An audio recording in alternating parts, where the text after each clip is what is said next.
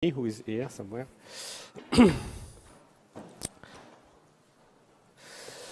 So I prepare. So there is different origin of stochastic phenomena in quantum mechanics. One is originated from just the basic principle of quantum mechanics, which is the fact that when you observe, when you extract information from a quantum system, the information you have is random, is distributed according to some probability, which depends on the system states, on the state of the system, but it's random. So if you monitor a system, which means if you extract information recursively or continuously, then you generate evolving random information, which is what is a stochastic process. So that's the first aspect. I will describe a bit what it is.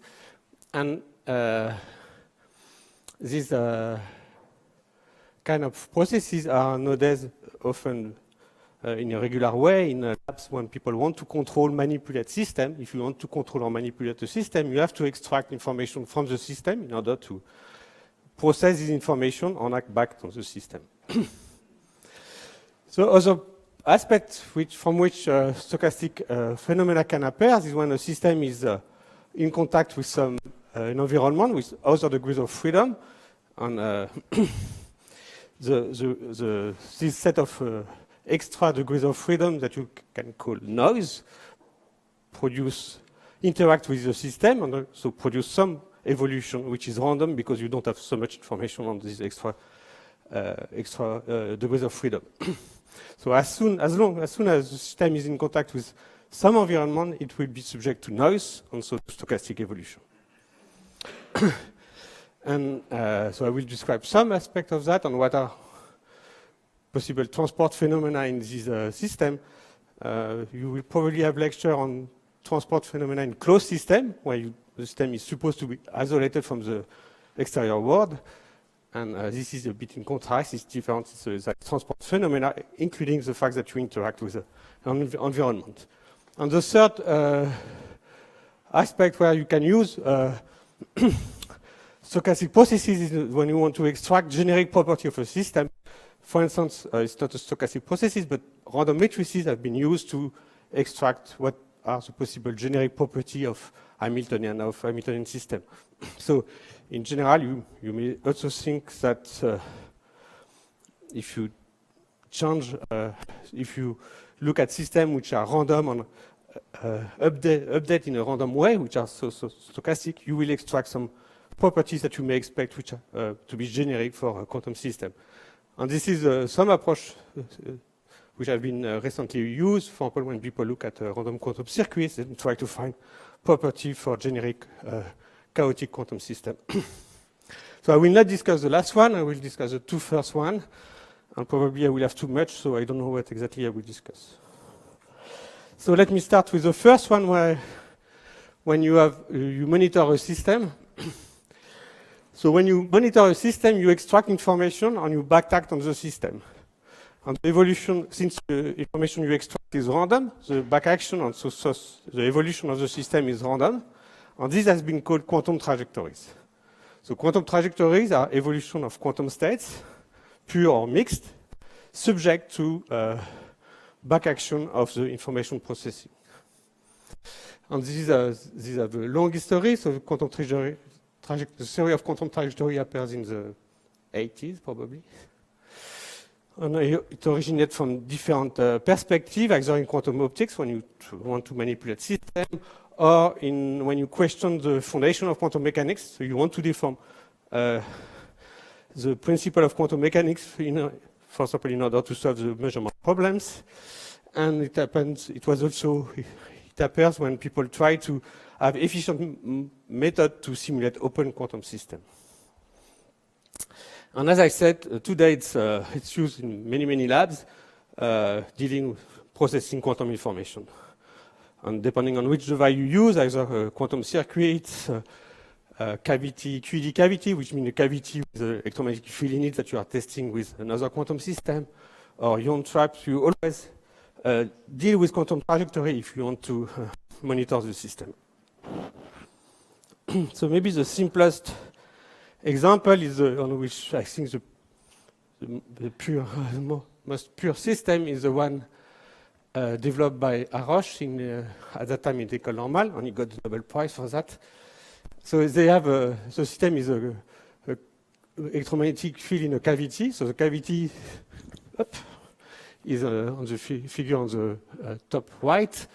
So it's a high quality cavity, so that the electromagnetic field can stay there without leakage during a very long time. And it selects a few modes in the electromagnetic field. So you just have one or two modes, let's say one mode of the electromagnetic field, which is just harmonic oscillators. That's your quantum system. You test the cavity by sending atoms through the cavity. So you prepare some atoms, which are the rings, purple rings in the picture, and you send these atoms, they interact with the electromagnetic field, and then you measure the atoms. And because you measure the atoms, and the atoms have interacted with the cavity, every time you measure the atom, you extract some tiny bit of information on the cavity without touching the cavity, because the atoms and the cavity are entangled by the interaction. So that's some kind of indirect measurement. Anyway, measurement is indirect. And if you send regularly atoms at, let's say, every nanoseconds, then you monitor continuously the system. And that's, for example, what they plot in this in the picture, which is in the bottom of the slide. So in this picture, they try to measure the number of photons inside the cavity by testing the cavity with the atom and measuring the atom. So what is plotted is the distribution of estimated distribution of number in the cavity as a function of time, which means as a function of the number of AVT which have traversed and interacted with the systems. So initially, at initial time, because you don't have any knowledge of the state of the cavity, you estimate that there is a uniform probability to have a flat distribution because you have no information on the number of photons. And you update this probability according to the information you gain by measuring the atom. So you update them, so it will change as and varies when you increase the number of information you have extracted. And you see that at some intermediate time, you start to estimate that there is most probably there is 4 photons inside the cavities, and it continues to evolve. At a long time, your probability is picked on one given value, here 5, and then you may declare that you are confident enough to say that you measured that there is 5 photons into the cavity. So what you learn from that, this is what you have learned in school, that when you measure an observable, here's the number of photons, you have the collapse of the wave function, so the distribution is peaked on a given value. And the output of where it is peaked is the value that you have measured. So, for instance, you learn in school that the collapse is instantaneous. It takes 0 time for the wave function to collapse. Actually, it depends if you have a mesoscopic measurement apparatus, which is here formed by the collection of atoms, it takes sometimes there is a delay for the collapse. And this evolution, as I will explain, this evolution is random. So if you start again the same experiment and prepare the cavity in the same way, send the atom prepare in the same way and measure, you will have a different evolution because of the rule of quantum mechanics. Information you have extracted is random, so it varies from sample to sample, and the back action is so random also. So that's what quantum trajectory try to describe, and even generalize the setup, and that I will explain to you. So how to formalize this kind of problem? You have a system, which is here the orbitals, the blue one, which is the quantum system. It will be described by a quantum state, a density matrix, ρ. And then you have a series of probes, which are quantum systems that you prepare in some states. And you let them interact. And then you measure the probes. And you get output, numbers, data. And that's what so you get, depending which observable you measure on the observable, you get series of numbers, which which is your output information, the signals, which are called S1, Sn, if you measure n probes. And as I say, so on the top of on the bottom of the picture, you see example of quantum trajectory. It means sequences of the state of the system when the system you are interested is a qubit. So imagine that the quantum system, the orbitals are a qubit. Is state is described by a 2x2 matrix of trace 1, positive. So it's can be described by the point on the Bloch sphere. And when you measure every time you will measure the probe, you will have some action on a back action on the system, because you have a back action on the coupled system probe plus times the system, because you measure, and it will change a little bit the system. And that's example of trajectory which have been measured in an experiment made of quantum circuit. So the theory of quantum trajectory is try to understand which law governs this trajectory, how you formulate the evolution, and what you can deduce from that, and how you can use them for controlling systems. So let me try to write some equations. So first, what happens when one probe interacts with a system, or when you measure them? So maybe I will write something. So the experiment is that initially you have the system, which is in state rho, and then you have the probe, which for simplicity you choose to be in system pure state, phi. So the initial state of the system times the probe is a tensor product of two states, two density matrix, one pure and one that you don't know. So that's initial. And then you get the system interact with some unitary operator u. So it becomes u dag.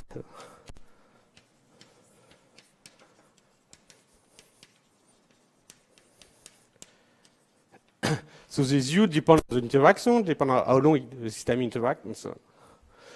And then the probe is completely get decoupled from the systems, so then you measure it. Okay? When you measure an observable with eigenset I call S. So if you measure,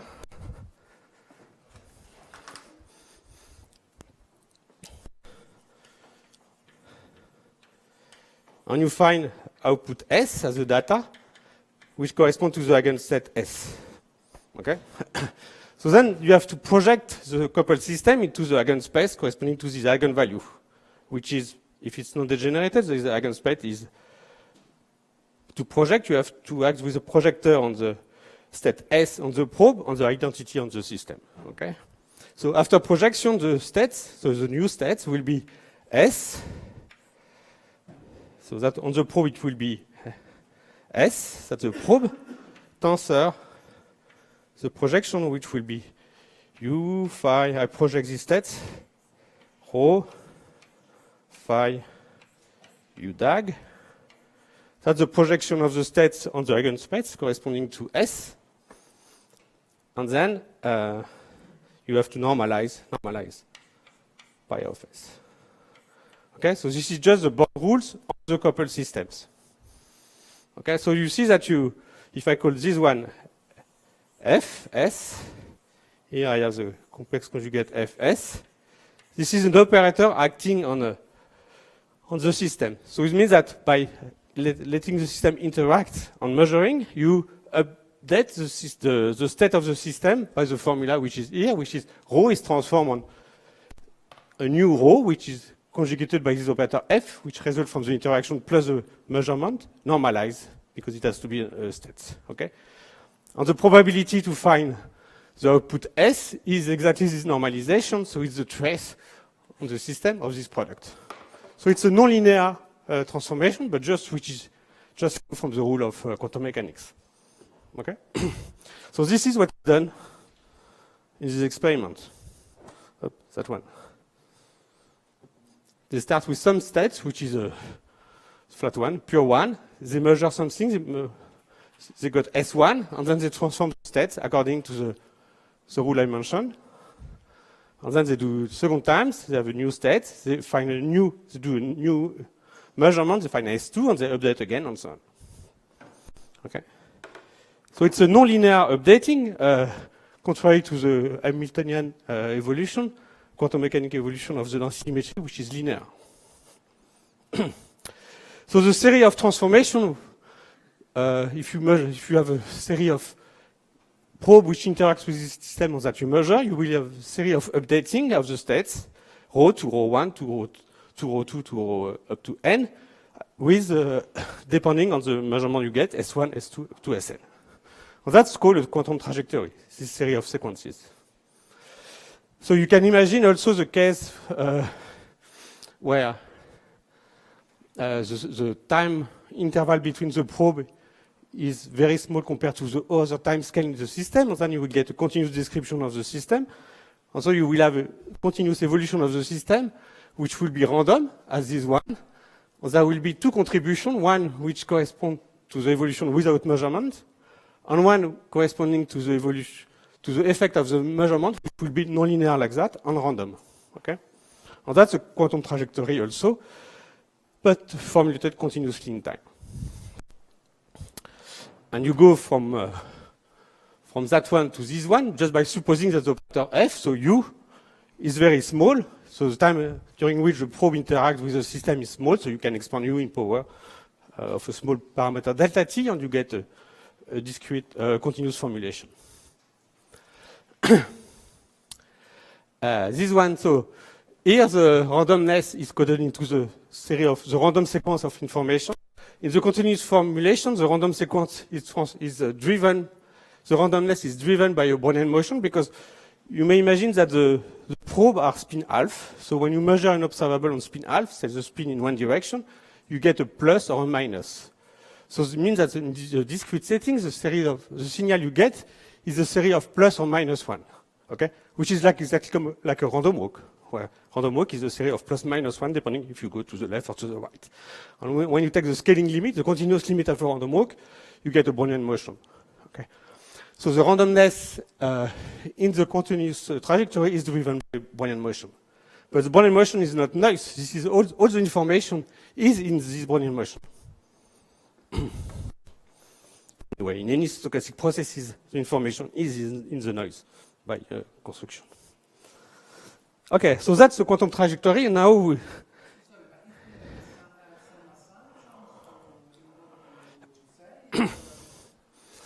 so here it's just basic quantum mechanics. Okay, here, so it's an assumption. So you assume that quantum mechanics works.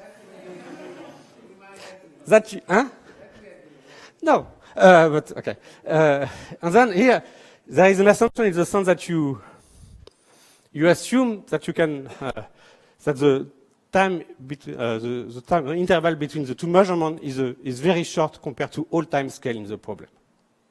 Okay, so that you can take a continuum limit. Yeah. Yeah.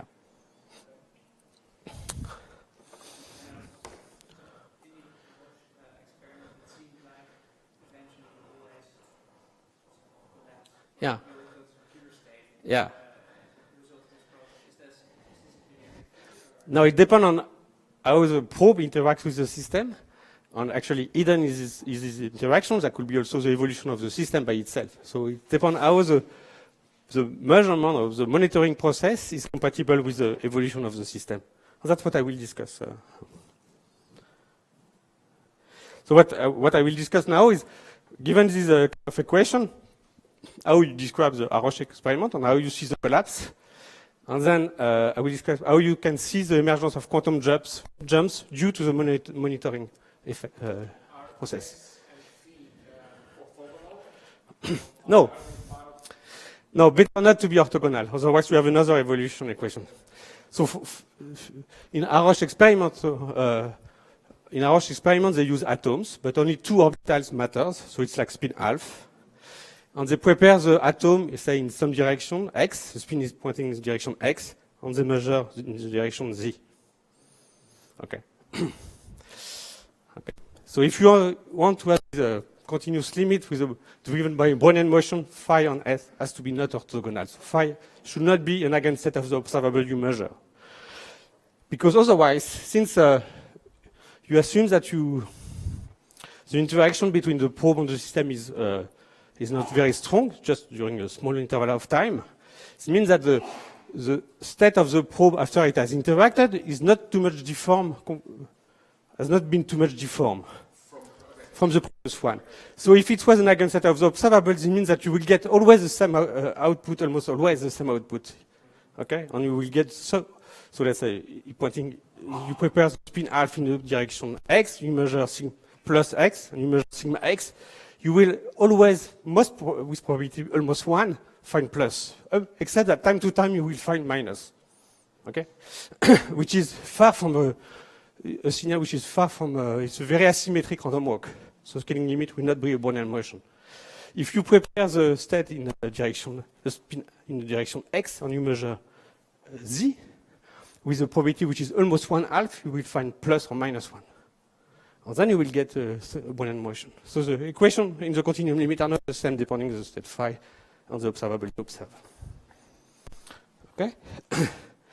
So now let me discuss a Haroche experiment in that setting. So again, so here I put again the two plots, and I put two plots which correspond to two different experiments. So just two different realizations of the same experiment. And as I said, depending on the realization of the samples, you have different trajectory because it's random. And for the first one, you collapse to 5 with high probability. On the second one, you collapse to 7. And in the first one, you declare that you have 5 photons in the cavity. In the second one, you declare that there is 7. And you know that you expect that the probability to find some output at the end of the process should be given according to the Born's rule. You have some distribution of the final output. So how this is, how you may, so you may understand this evolution in the discrete setting, but in the continuum settings, you will describe with this stochastic equation where you, so first I will assume there is no evolution, so the system does not evolve. The Hamiltonian is 0, which is more or less the case for the cavity. So there is only the effect of the measurement. Okay? The states evolve simply because you observe and you extract information, which is not a passive process in quantum mechanics. So the equation is a nonlinear one, as I said, because of the measurement back action of the system. It's a nonlinear one, stochastic. It has some form, you don't care. But if you look at the diagonal matrix element of the density matrix, so it's a qubit, so the density matrix is 2 by 2. I monitor sigma z, and I extract the diagonal component of the plus matrix element of the density matrix. I call it Q. It's a number between 0 and 1, so probability. And its evolution, which is random, is nonlinear in Q, driven by a Brownian motion. Okay? And that's example of the trajectory of Q for different realization of the process. So it evolves, and you see that there is a transition period where it changes quickly, and then a long time, so at some time scale, it converges either to 0 or to 1. Okay? And then you can prove from the equation that with probability 1, the trajectories always converge to 0 or 1. And the probability that this target value is 0 or 1 is given by the initial value of the variable. And this corresponds to the Born's rule. It means that the probability to find 0 at large time is given by the matrix element Q plus plus of the initial density matrix. So this process, which are come from a regular updating, describe the process that you have when you measure an observable, and it takes some time to measure. And the time is which it takes is the characteristic time for the variable Q to converge to 0 and 1, and it's related to the interaction between the system and the probe. It comes from this nonlinearity here. Okay? And what I did is I just expand f as a small parameters, okay?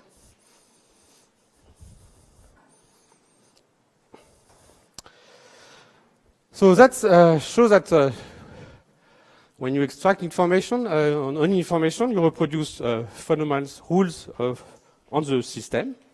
So your series of probes make a mesoscopic system, and it takes time to, because you have a finite, the rate at which you extract the information is finite, it takes time to collapse, okay? So that's an example on the spin-half system, but it will be true in any finite dimensional system. So that's when you forget about the dynamics. Now what I want to describe is what happens when there is a competition between the dynamics and the measurement. And there is two simple cases that you can think. So the simplest example is a qubit, spin half.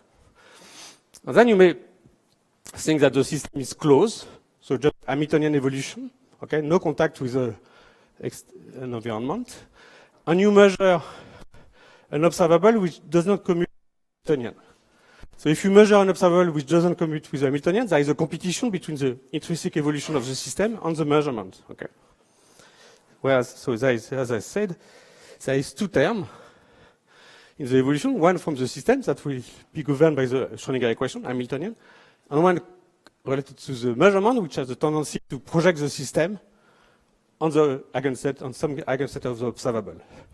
So if the Hamiltonian doesn't commute with the observable you are trying to monitor, then there is a competition between the two processes. Okay? When they commute, it's called non-demolition. That's the case I described. So that's one case, which is actually that one. So the Hamiltonian is sigma y, and you measure sigma z. Okay?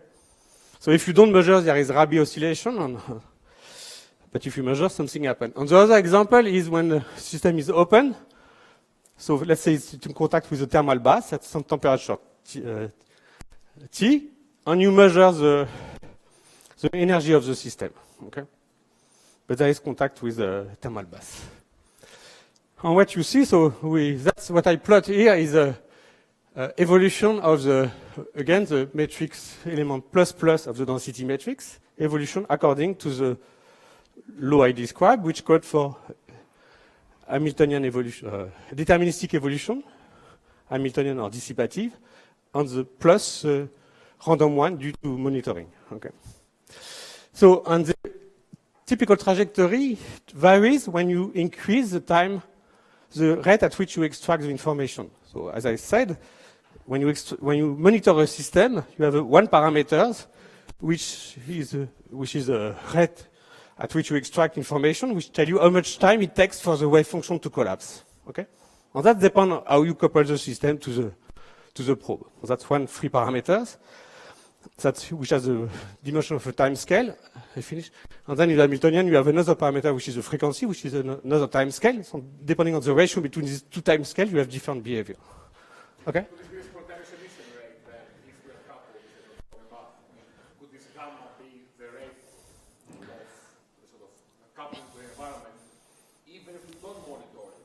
If you don't monitor it, then it's coupled to some degrees of freedom, which you may call environment. If you monitor, when you monitor a system, it means that you monitor the environment the system is coupled to. And then gamma is related to the coupling between the bus, the apparatus that you may view as the bus that you monitor, and the system. Okay, but this gamma should still be there, like this time, this decay time, it still plays the role of collapse of the function, even if you don't monitor. That's my question. No, it will. If you don't monitor the system, this parameter gamma will code for the relaxation times. If you don't monitor the system, so you look at the mean behavior of the system, the mean state of the system will relax toward a steady state, and that the relaxation time will be the parameter gamma. Okay? So here, in the Rabi oscillation, there is a Rabi frequency. So if you don't monitor, so the rate of at which you extract the information is infinite. It takes infinite time to have a tiny bit of information. So if this rate is much, this time of extraction is infinite compared to the inverse of the Rabi frequency. You just have the Rabi oscillation. Okay, the system does some oscillation. You don't monitor the system. So if you extract a tiny bit of information per unit of time, then the trajectory changes a little bit, but not so much. And here, so the 4 plots is I increase gamma, so it means that I reduce the time needed to project the wave function. So I increase the amount of information I extract from the system per unit of time. So it means that when gamma increase, I perturb much more the system by that I monitor the system. And so you see that starting from the Rabi oscillations that you know, you start to deform on the trajectory. And then if gamma is large enough, if the rate of extraction is large enough compared to the Rabi frequency, then the system, since you extract so much information that you have a tendency to quickly project the system on one of the two eigenstates. Let's say with probability 1, you will project the system on plus, and then you will have a tendency to be on plus, plus, plus during a long time. But time to time, because of the influence of the Hamiltonian, there will be a tiny kick, and then it will be projected on minus. So this means that when gamma is large, typically, forget about this zigzag, you have a series of plateaus where the system is always in the same state, and then you have a jump to the other one. And that's the quantum jump that you observe. Okay? So the quantum jump, then the stables, they will be always there. You can increase gamma forever, it will always be there. And they are generated from the fact that you monitor the system. Okay? And again, you have this quantum jump because first, the measurement is so strong that you project the system wave function on one of the eigenstates, but nevertheless, there is kick due to the Hamiltonian. And that's a phenomenon which is generic. It's also true if you stay open. So here, evolution again from the top to the bottom is from when you increase this information rate, extraction rate.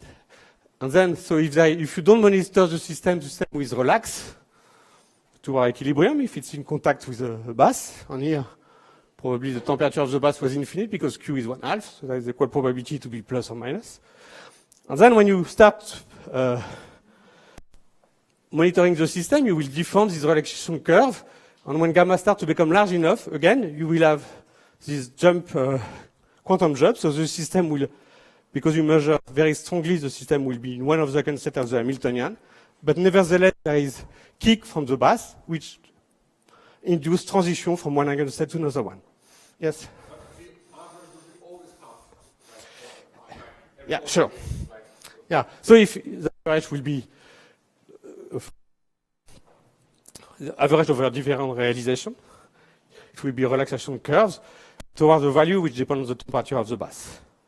And there is an ergodic property that the ratio between the time you spend up and you spend down is is given by Boltzmann factors.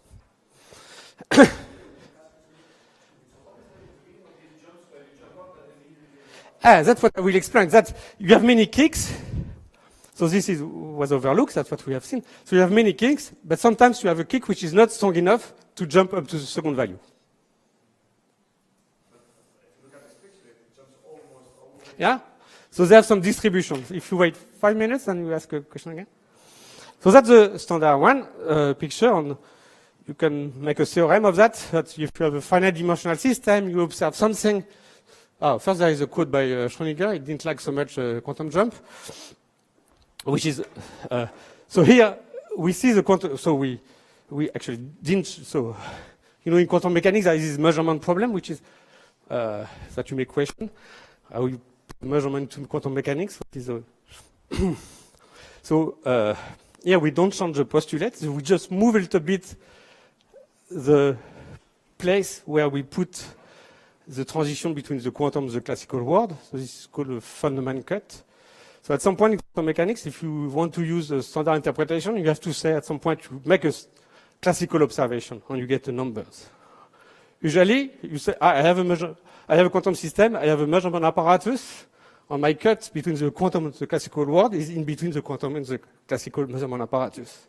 Here, we move a little bit the cut in the sense that all series of probes form a mesoscopic quantum measurement apparatus, and the cut is on the probe, not it's after measuring the probes, not the system. So we move a bit the fundamental cut, but we didn't change the postulate of quantum mechanics.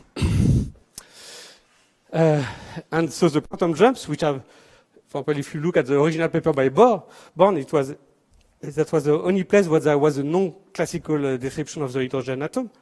So it's usually put by hand, the quantum jump. Here it's induced from a smooth trajectory, Brownian motion, at very strong, when you monitor very strongly the system, you induce this discontinuous trajectory, which are quantum jumps.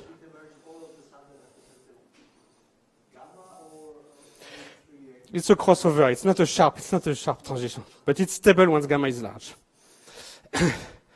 So it means that when gamma is large, your system is with probability 1, if gamma is infinite. One of the eigenset of the observable you measure, and it jumps from one to another one. So it becomes a classical trajectories, random, but classical from one eigenset to another one. So it's a Markov chain, and you can prove that. Okay. So now let me see that as Frank noticed, there is all this structure in between the jumps. So the jumps are this one. And you see that they are stable, they remain. When gamma increase, there are always this jump, this averted jump. And they have a structure that we have called spikes. So these spikes, which are attempts to jump, but aborted attempts, are due to, the incompatibility between the measurement of the dynamics. So Frank is not anymore listening, but it doesn't matter. So you can you can describe precisely what they are. So they survive in the large gamma limit. So when you monitor strongly, they will, even if you increase the rate at which you extract information, they will not disappear. Their time scale, the time it takes to jump will become 0. So it means that they become of measure 0 on the axis,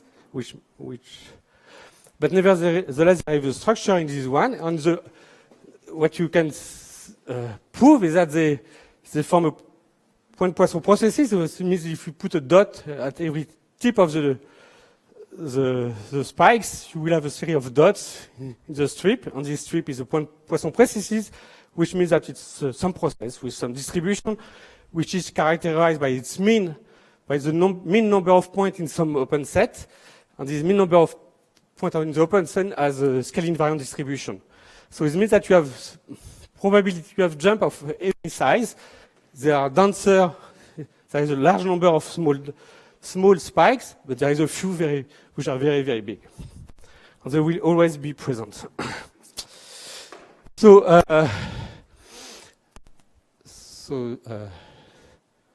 Okay, so that's these spikes will always be there. And will be always the companions of the quantum jumps. They will, if you have quantum jumps, then necessarily induced by measurement, then necessarily you have these spikes with some internal structure. So maybe I skip the way to prove that, but just I will tell you something, which is how you can attack such a problem. So when we have so that's just a question. It has nothing to do with quantum mechanics, but the way that how to deal with stochastic processes. So the equation we have is generically a stochastic equation, where there is a drift, some deterministic term plus a random one. And the problem we look at when we say that we monitor strongly a system is when this stochastic one is very large. So it means that the stochastic evolution with a very strong noise. The noise is very strong. So here noise is not a noise, it's information, but it's strong noise. And it's an open problem in general in mathematics to know what is the behavior of stochastic trajectories under strong noise. There is many studies when there is a weak noise perturbation. So when the noise is very weak, and what induces the noise on a dynamical system, there is many books on that. But when the noise is strong, there is no well-established theory.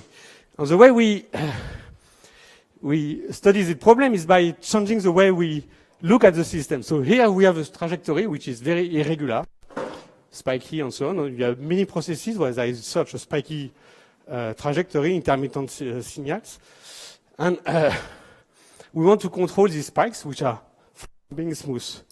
So the idea, a way to do it is, instead of parameterizing the curve with the time, physical time, you change the way you parameterize the curve, and you declare that your new time will change only when the process changes by changing off. Okay, so it means that if the random process you look at doesn't change too much, your new time will not change. Okay, and then when it changes by a lot, you say that the new time will change by a lot.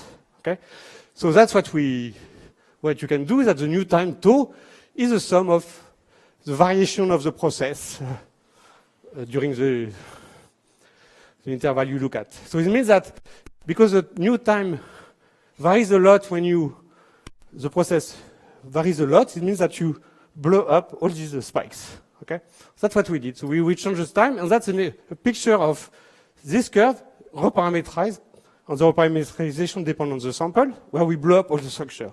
And then you have a smoother curve, and in the case of measurement, you can prove that this is a Brownian motion.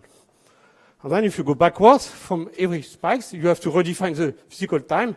Any excursion away from the axis, go to a spikes. And that's how you prove everything. Okay, so that was maybe I don't talk about the second topic. Ouais. Yeah.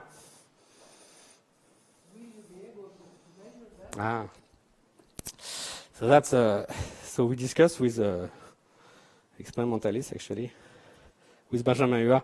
So it's clear that you have to, if you want to control the system by saying that I will do something on the system when I observe that probably the system, the probability to be in the set plus plus is bigger than some value, and you observe the system during you want that during some time window, then you have to take into account the spikes because you do many excursions above the threshold that you decide.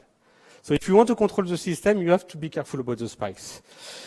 But if you want to observe them by doing some tomography or something like that, means let the system evolve on looking at the system's states, it's quite difficult because, as I said, the time scale take an excursion is related to the parameter gamma, which control the collapse of the wave function, the time we extract.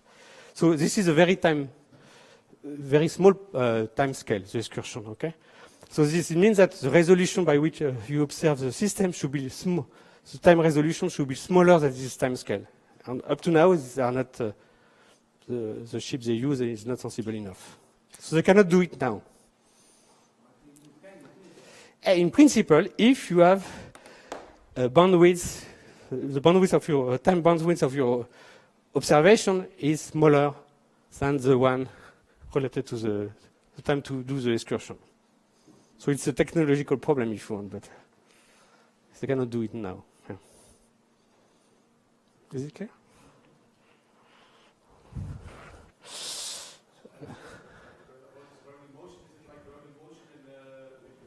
Yeah. Yes. Because so the process you have initially is between 0 and 1. So what we prove, so if you want a theorem, so the Q, which is our process, Q, which is a process here, the quantum trajectories, is given by a Brownian motion reflected on you. So you draw a Brownian motion between 0 and 1, and you reflect the Brownian motion on both sides, on 0 and 1, okay? So you start with the Brownian motion reflected, you have a curve like that, and it has its natural parametrization, which I call tau, okay? And then you produce a trajectory by declaring that the physical time is related to the local time of the Brownian motion in 0 and 1. So a local time is the time that a Brownian motion spans at a point. You know that once a Brownian motion visits a point, he actually visits this point an infinite number of times. Okay? A random walk does the same thing in one dimension. Okay? So this means that you can define the time that a Brownian motion spans at a point. Okay? Okay? Well, that's a redefinition. So for instance, here, the variation of t is 0 because you are away from 0. But here you are here, so the t evolves a bit. Okay? And as soon as you are far enough from 0, the physical time does not evolve. And so any excursion away from zero will correspond to something which takes 0 time in the physical time, so an excursion. Okay. But then you can prove it.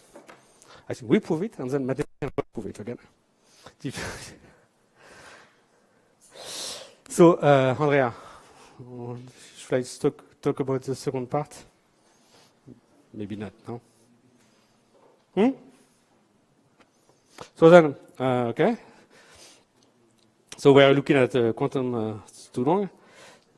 Dissipate. So the problem we look at is that, so you will heard about transport in systems which are closed, okay? And most of the systems are integrable, so it means that the transport is ballistic mostly, okay? And what we start to study is the same kind of problems that Bruno will discuss when the systems are in interaction with the environment. And when you have interaction with the environment, you induce diffusion, like a Brillouin motion, you have many shocks, okay? So then it means that the basic transport property is related to diffusive property in a quantum setting. And that's what we start to look at, just, okay. So then, thank you, and there is this school next September.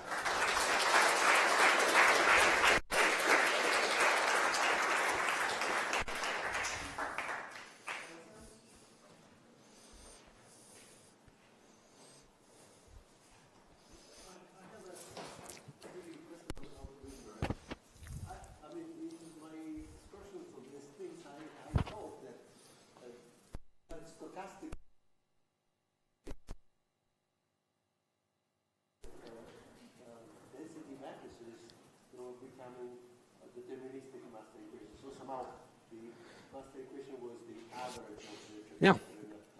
Now, here you have master equations that are stochastic and non linear. No, it's because if you have a stochastic Schrödinger equation, so when I discuss the measurement system, which you come from optics, people do that when in quantum optics, when they have atoms coupled to electromagnetic field, and they measure, they observe the electromagnetic field.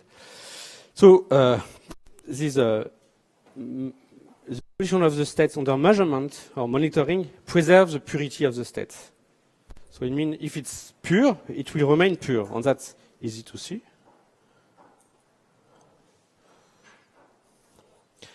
So you see that if this state rho was pure, okay, so it's a projector on the state psi, this one is still a projector on the state psi, so it's pure, okay. So the continuous formulation will be a stochastic equation, stochastic Schrödinger equation. So that Schrödinger terms plus nonlinear term, preserving the purity but reflecting the measurement process. Okay. Then, given this state, which is evolved randomly, the pure state, you can construct the associated density matrix, which is projector, which is this rho of t. Okay. You can look at the mean. It means that you don't look at the measurement process. And then this will be your master equation. That's why people, so that's how people introduce this stochastic, this quantum trajectory from a computational point of view. That was Dalibard, Castin, and so on. They want an efficient method to simulate this master equation. So they say that master equation involves the density matrix, which is n squared variable. So they want to have an equation on an n variable, a state, which will produce solution of the master equation. So the price to pay is that the evolution has to be random.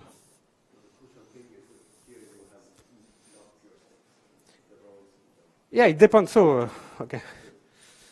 It preserves purity, so you can stay.